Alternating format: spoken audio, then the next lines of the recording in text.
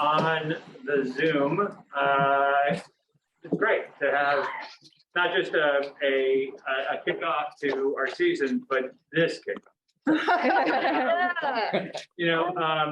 And some of you may have heard this. I think I told the story when we did a little Zoom workshop, but and I'll be brief because we have a lot to cover. And I'll be brief. I'm just going to say that, so Kanisha and I have worked together for many years in a whole lot of different projects, and is one of my favorite directors, full stop, period, in the country. And I've often talked about her as being somebody who is the most skilled person I know at navigating sticky racial tension in plays. And so we've worked on Bluest Eye and Disgraced and pieces that are focused on this. And when I called Kanisha to talk about the season coming up now 3 years ago, I said, and Kanisha at this point, her career is blowing up as a writer and as a TV person and as an actor, and I'm feeling like maybe my opportunity to work with her as a director is shrinking.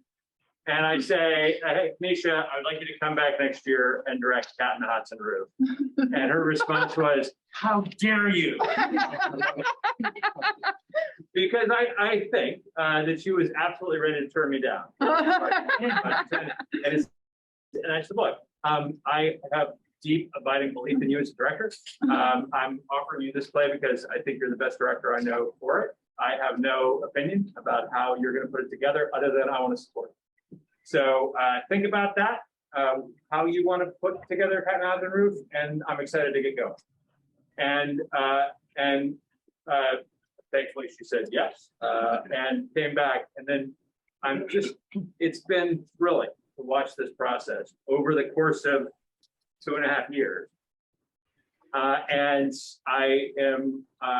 I'm just thrilled to be able to have a theater that has this play, this production today, with this leader at the head of it.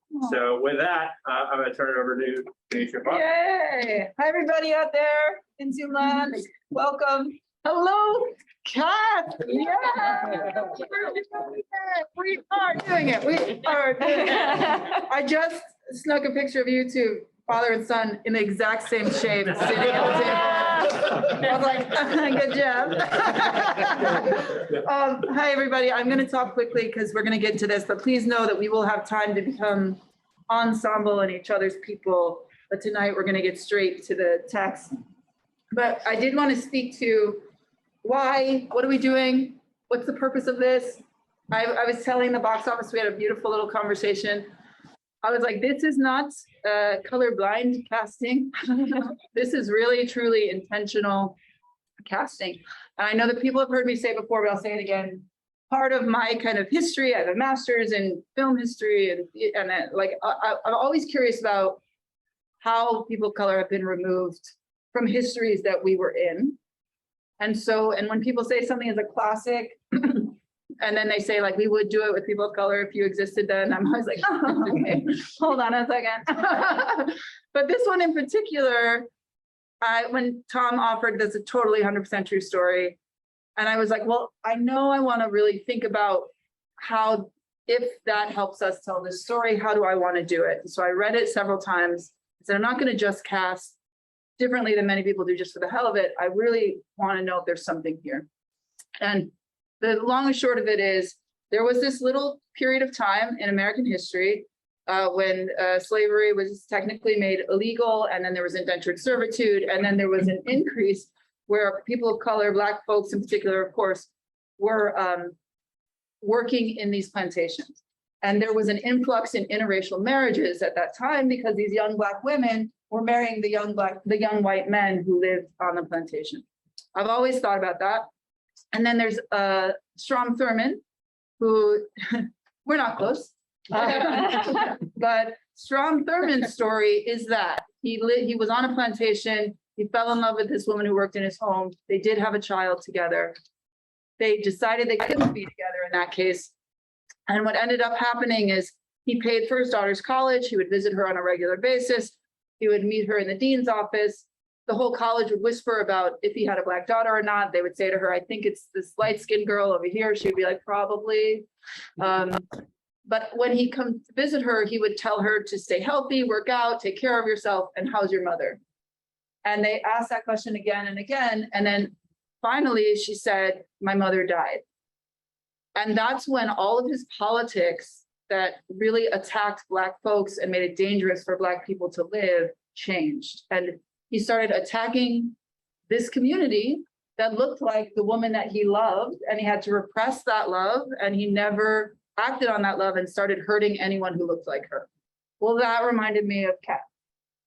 It reminded me of Kat because the day that we start, it's Big Daddy's birthday. He thinks he's gonna die, then he thinks he's gonna live. And once he thinks he's gonna live, to me, he's acting like he's never acted before because he feels like he's free. And I thought about, what if that's their story? If he's almost like our Strom Thurmond, he met Big Mama, they fell in love. Here they have this plantation together. And if he dies, she loses everything. The stakes are very high. And then, of course, he's got these mixed-race sons. And all the language that he still uses is still in the play, but it's amplified because of the dynamic of this day when all these people are acting differently than they've ever acted before. How does that then continue to tell the story of repression, which is, of course, at the heart of this piece, which is that Brick ultimately chooses someone who is the idea of who he should love very publicly. He chooses someone in his father's image. He chooses someone that the community says is the person to choose. And then how does that dynamic just bring everything to life? And what many people have heard me say before is, I've seen many productions of this play that I think are well cast and beautifully designed. But what hurts me about it when I watch it is that all of these secrets come out and everybody just is like on stage, like, oh, okay, cool. Like, to me, this is the day that everybody says the thing they've never said before and how exciting it is. And that's why we stay past 2 acts. That's why we want to be present. So I'm thrilled about it. I am not shy about saying that I have my dream cast at the table. We have been working, we came a week early with our Brick and our Maggie and our intimacy coordinator. We have been working all week. Our first act is already blocked, blah, blah, blah, blah, blah. And now we get to really become an ensemble and all come together. And I know that we're so excited to have you all here and have everyone's voices become one. Thank you, Tom, for like backing me up. We did a reading of this at one point during the pandemic on Zoom, and it even worked there. So I cannot wait to feel the electricity here. So thank you. Yes, let's do this. Let's hear from our designers. Maybe talk a little bit about what everybody's doing.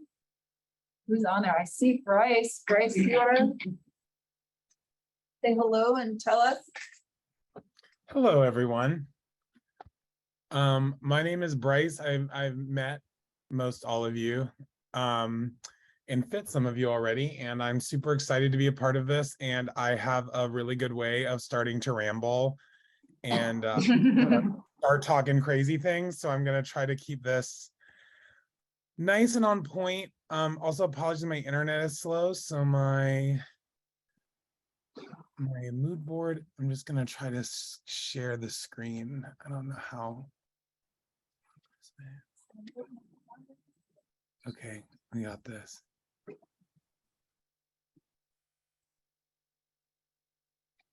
Okay, I think we're there. Oh, did I tell you we also got the best designers ever? Yeah. Can you see that? Yes. Okay, great. So I just kind of and I please, I do not want the Reverend to feel any offense that there is not a mood board for the Reverend. We honey, the Reverend is a full mood and we're gonna get there. He's not there yet. So I'll start with Maggie. I mean, really going off of what Kanisha's been talking about. And for those of you who don't know, I'm from New Orleans, born and raised, Southern boy, very gay Southern boy. So I have been really like itching to do Tennessee Williams for a long time.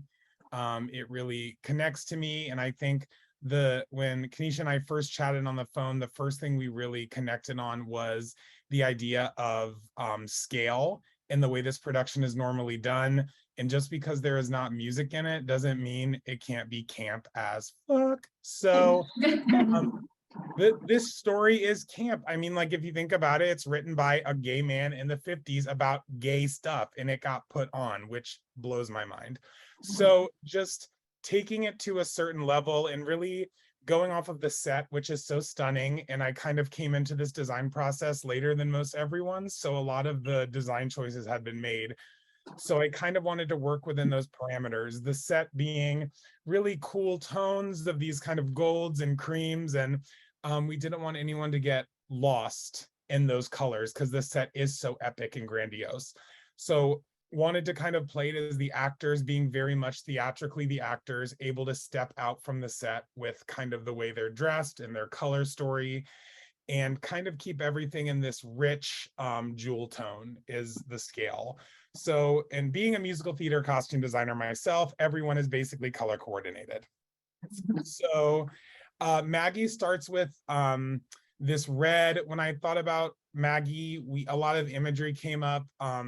I automatically thought of like Scarlett O'Hara, Gone with the Wind, like a modern day, just like extra AF Southern, just like a beauty who can use what she has, but it always keeps it classy and kind of, I'm starting to talk crazy again, so I'm just gonna go to the next slide.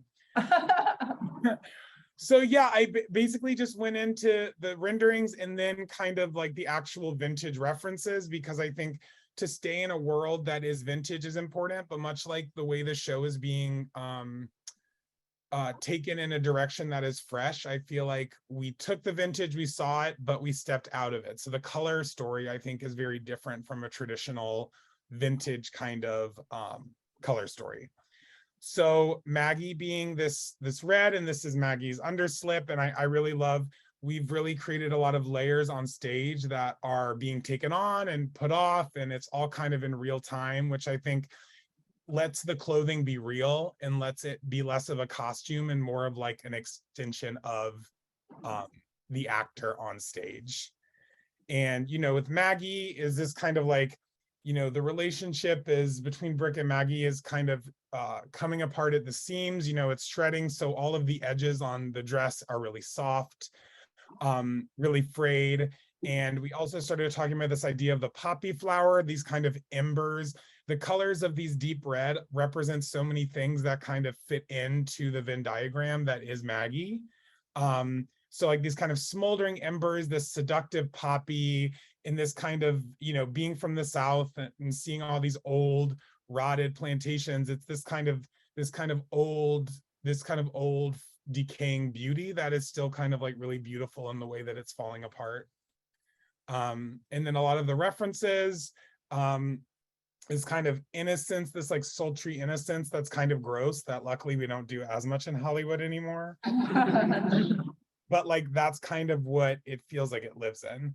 So May is next, and I feel like I love vintage maternity wear, and also I think there is this kind of reptilian snake quality about May and Gooper that they're just like, they're, you know, and we talked about it today in a fitting actually that like everyone's bad, like there is no real villain, like everyone is doing the worst. And, you know, May and their family are just like, you know, responding to it in this certain way. So they're kind of trying to get what is coming to them in this kind of loving, sneaky side, you know, talk out one side of your mouth. So lots of low-key scales, lots of low-key like reptilian buttons in this kind of like avocado green. But really beautiful. I feel like we have come today to look our best. And just because this is a play does not mean that every person in the show cannot have beads and sequins on their body. Because we are rich and we are showing what we have. So, and we're pregnant. So you can literally, everything is a tent. So it might as well be like a beautiful beaded tent. Why not? Yeah, so just like, and funny enough, Elizabeth Taylor like randomly popped up in the mood board of May. But yeah, just this like, I don't know, I don't think there's, maybe it's because I grew up on I Love Lucy, but there's nothing more beautiful to me than like 50s maternity wear. So and the children are gonna match almost exactly with the same fabric, a very creepy like South Arkansas kind of cult vibe. Like we all dressed to match. See, leave us in the will. Next being Big Mama, and like we really talked about like keeping Big Mama worldly, extravagant and over the top, but not a joke, not to be made fun of, but to be respected in this way of like having that luxury at this time is so insane. So one, she's gonna like show it off. So a lot of Big Mama's inspiration comes from very international. There's some like the color story, which has become this kind of gold and royal, is kind of like a very Eastern influenced color story. Big Mama being the matriarch, being a little older, I wanted to separate her physically from the rest of the cast. So her kind of cut of her dress is like more 1940s, late 30s, early 40s than the rest of them, because it's new, but she's kind of in, you know, as we know from our parents and our grandparents, you kind of live in the world in which, you know, your fashion and when you were at your grandest level.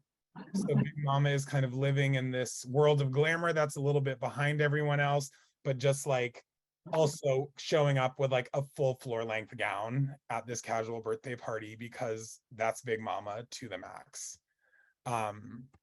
The colors are very jewels. Like I saw these prints of like the royal jewels in Tudor England and this very like ornate and little bees kept appearing, bumblebees. And Kanisha and I started talking about how, you know, the queen bee mates with the male and then the male immediately dies and the queen takes over the entire hive, which feels very correct to this show. I don't sleep a lot if you can't tell. But so little like hiding little things in Big Mama that we have this beautiful, I got this beautiful bumblebee kind of bronzed brooch for the hair and just little things that even if they're not caught by the audience, I think are if they're caught by you know, the company on stage, then that kind of helps tell the story to a point that then gives it to the audience in a different way. And yeah, so like just the glamour and like I always want to shove in a 1940s dress in any show. So just the glamour of just really being like sultry and beautiful and really still showing that like she is this great beauty and there is a reason that she you know, that she caught the eye of Big Daddy. Like we don't need to make her, she is older than everyone else, but she is not, you know, it's not over. She's still, you know, she's still feeling in her prime and in her glam. And as she should. So now we go to the men. We have Big Daddy. The first thing I thought was like white linen suit, which I feel like is kind of where Big Daddy generally goes.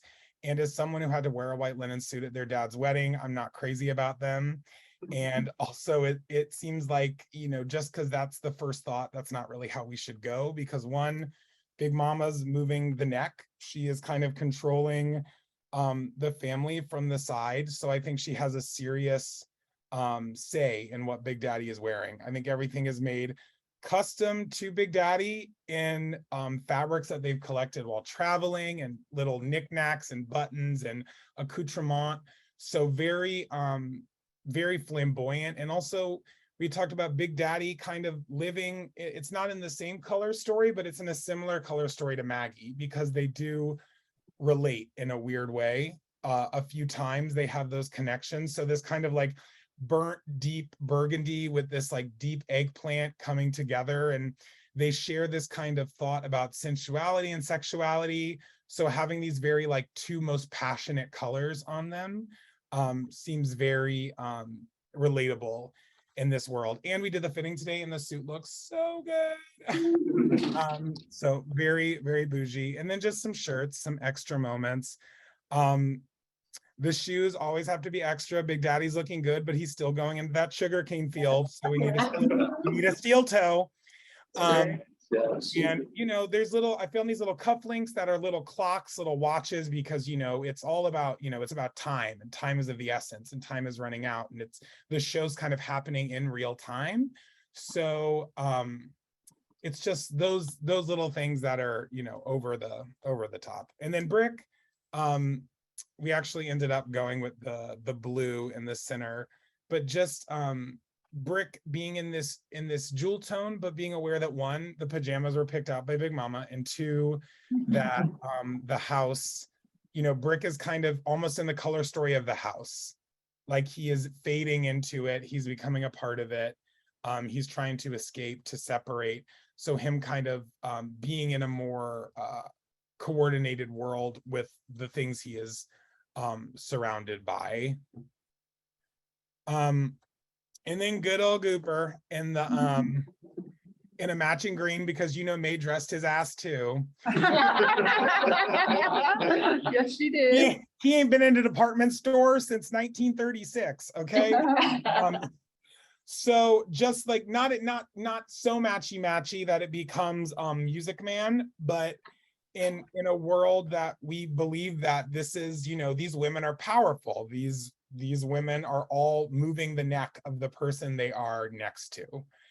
And so having them very dressed in that way, and also Kanisha and I discussed about Gooper dressing above what he is, feeling like he deserves, this is his time to step into things. So little details like we got this little feather bow tie and very fancy shoes, and just like he's coming in here ready to be owner of the plantation.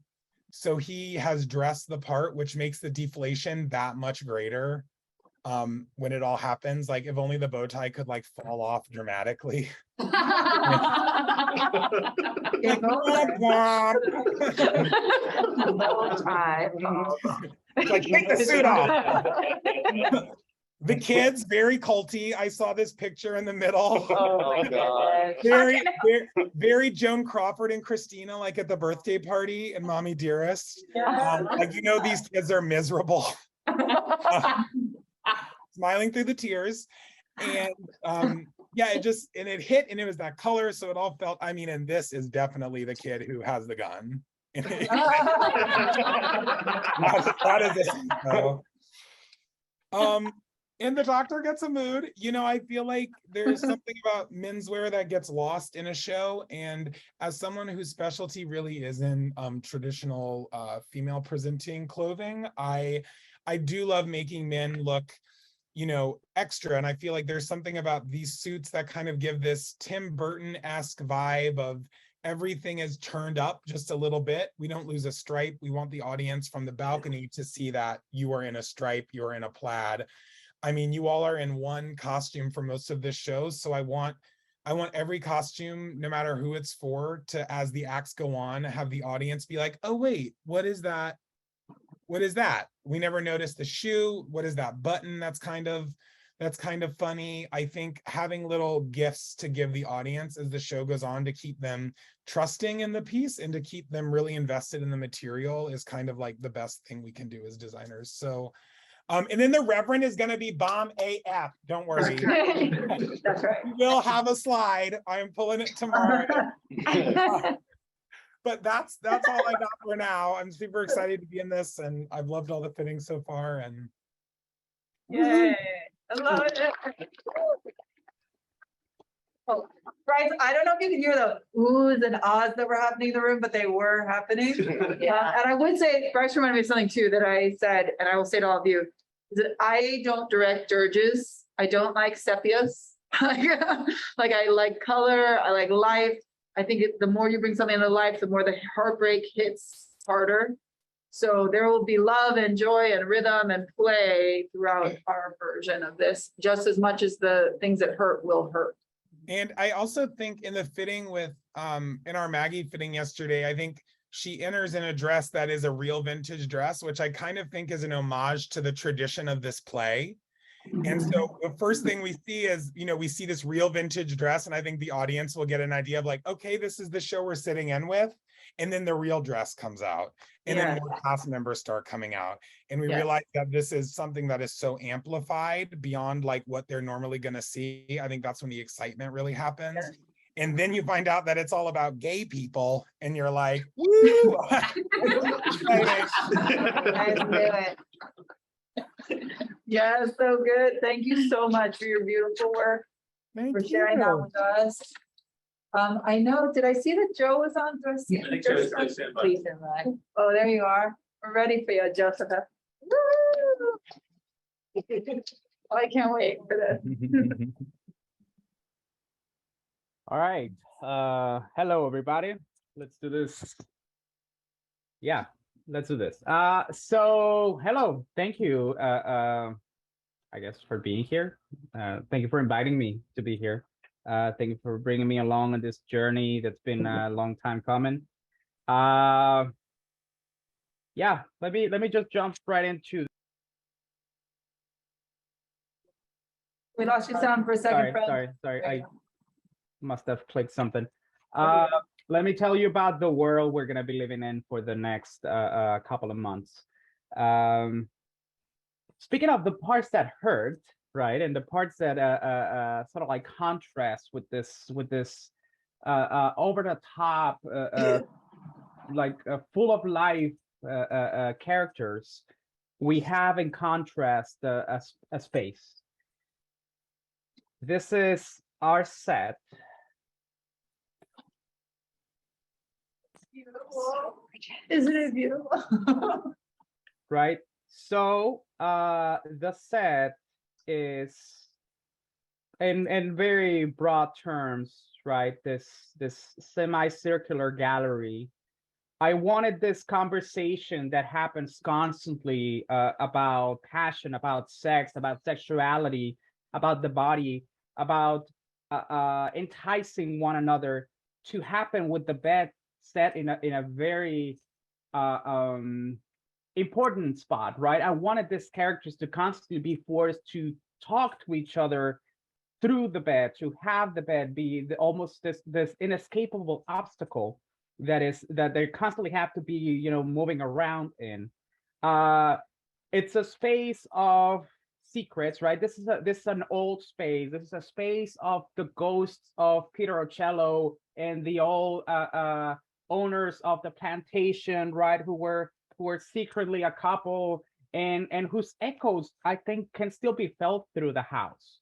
The idea that this mansion is in a sense the embodiment of this man and their tragedy and their suffering and their secrets, right? Their secrets that they took to the grave with them on this fateful night of the play, right? We're gonna see those secrets unravel. We're gonna see the folks in this room unable to sustain this secret, to sustain this lies for any longer. So because of that, we have this semi-transparent shell around the space, right? Created by these curtains, right? It's a very sexy space. It's a very sensual space. We were talking early in the process about the tactile experience of having Maggie wrap herself around in drapes, of trying to seduce Brick, of almost taking over the space, the enormity of the space, again, that makes them feel all the more insignificant. We have, smaller stations like Brick's little chase here. We have the liquor cabinet, the vanity, right? We have the bathroom, which it's one of my favorite pieces of this design, which is semi-visible, right? So we get to see even in the bathroom where Brick is hiding, right, from his mom. He cannot escape the gaze of the audience. We see him through this translucent or semi-translucent screen, right? This divider. And he's unable to hide, his nakedness, his vulnerability, his deep humanity, and at the same time, while this space is all the more revealing, it's also very voyeuristic. It creates this second gallery, this interstitial spaces where characters are constantly spying on each other. They're looking into this couple's life. I almost imagined when I created the space Big Mama sort of like ghostly, you know, walking around the veranda or behind the columns, just spying on them, just listening in and hearing all this stuff that is going on here, right? The idea of, for example, stepping outside and hearing and seeing the fireworks, right? And seeing a line of kids all here around them in this terrible moment where we know that that the doctor's been lying to Big Daddy and he's gonna collapse as the skies just crackle, right? I mean, how beautiful is that? But la pièce de résistance, the thing that really gets me excited about this this design is this guy. Our little angled, not that little, but our angled mirror, right? That floats above the bed, like this idea of the ghost of the past looming over them, right? This almost inescapable demand of showing yourself, of revealing who you are, of showing your true motives, your true colors, right? And also this for us, the audience, right? The fact that we ourselves have to constantly be reflecting on this bed, right? On this space of, on this almost altar of where this couple is gonna meet and is gonna solve this lie that's been going on for way too long. One of the initial thoughts that I have, and maybe the pivotal point in which the design pretty much hinges around, right? It revolves around the center, which is the bed, which is the mirror, is this scene, this final scene where Maggie tries to seduce Brick, and she jumps on the bed, right? And she's calling him over. And I thought, wouldn't it be crazy if we, the audience, get to be in bed with her, right? So with this angle mirror, what is going to happen is we're going to get this image that otherwise would escape us, right? Even in her most intimate moment, she is revealed to us. She cannot escape our gaze, and she cannot escape the fact that she is, in a way, trying to seduce us too, right? Yeah, that's basically all there is to it.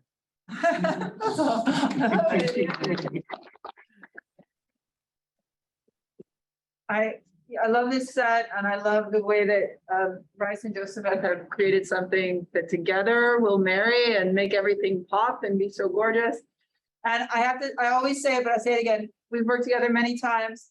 And what I love about your sets, other than how much that I really enjoy working on them and with you, is that when audience members walk in, they go, and I love it so much.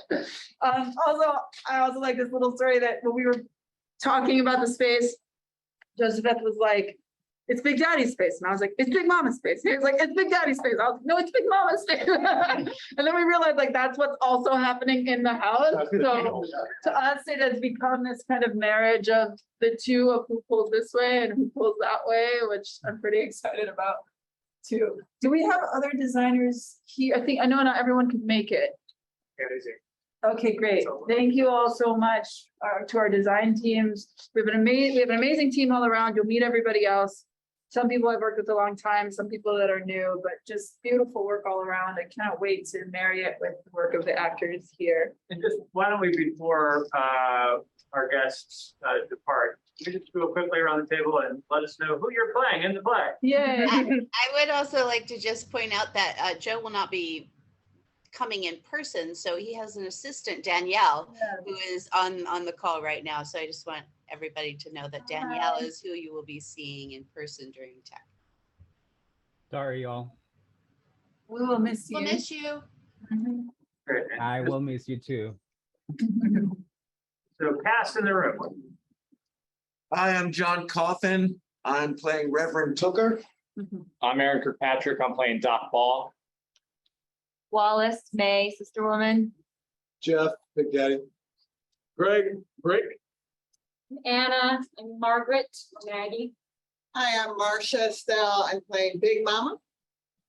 Angel playing Gooper, Brother Man. Yay. All right. So thanks, everybody, for joining us. For those of you board members who were able to join us for that presentation. God, talk about how exciting the show is. And then we